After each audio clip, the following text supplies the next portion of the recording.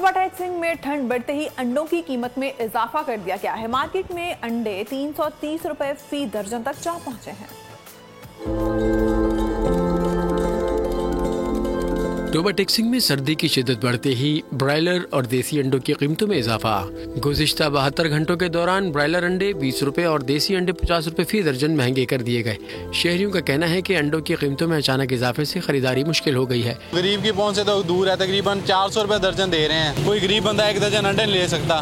गरीब आदमी को तो पहुंच नहीं है गोश्त खाने की, फिश खाने की या कोई मटन खाने की।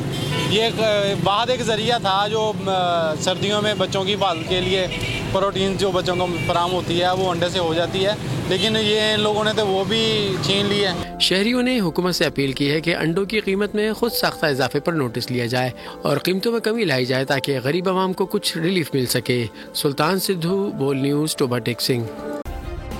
सब्सक्राइब करें और बेल दबाएं ताकि कोई खबर रह न जाए।